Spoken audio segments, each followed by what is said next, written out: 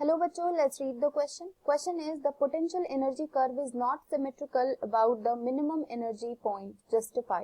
Justify करना है कि जो potential energy curve होता है वो symmetrical नहीं होता है about the minimum energy. जब energy बहुत कम होगी तो भी वो symmetrical नहीं होगा.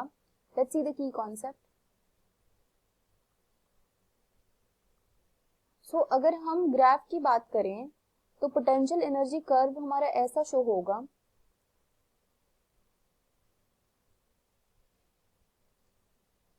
इस टाइप का कर्व हमें शो होगा पोटेंशियल एनर्जी के लिए, जो कि y एक्सिस पे हम बोल सकते हैं this is potential energy, x axis पे हम बोल सकते हैं inter nuclear distance. Inter nuclear distance. For example हमारे पास दो एटम है, A है और B है, और इन दोनों के बीच में बॉन्डिंग हुई है, तो ये एक इक्विलिब्रियम, आर इक्विलिब्रियम इसको बोल सकते हैं कि इंटर न्यूक्लियर डिस्टेंस जो बॉन्ड डिस्टेंस है वो ये पोजीशन पे है. ओके, तो जैसे ही अब A और B के बीच में डिस्टेंस इंक्रीज करेंगे, मतलब हम बॉन्ड को स्ट्रेच करेंगे तो एनर्जी इंक्रीज करेगी, फिर फर्दर और इंक्रीज करेगी और एक टाइम आएगा कि मॉलिक्यूल डिसोसिएट हो जाएगा एक दूसरे से, राइट. लेकिन जब हम एटम A को एटम B के साथ और इंटरन्यूक्लियर डिस्टेंस से और क्लोज लेकर आएंगे तो भी एनर्जी मैक्सिमम हो जाएगी, राइट. क्योंकि मॉलिक्यूल एकदम कोलाइड कर रहे हैं A और B, तो भी एनर्जी मैक्सिमम होगी. तो बेसिकली इसमें टू टाइप्स होते हैं फोर्स. फर्स्ट होगा attraction between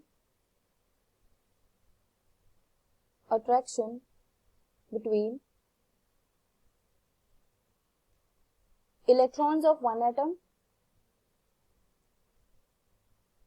and nucleus of other atom.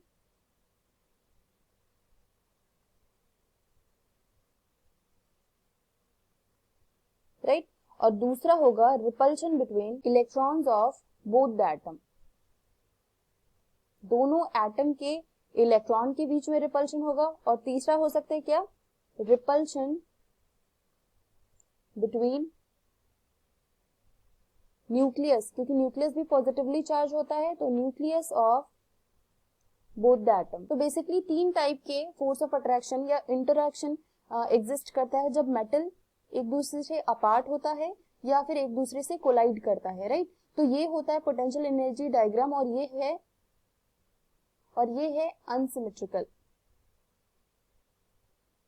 Right. I hope you understand it well. All the very best.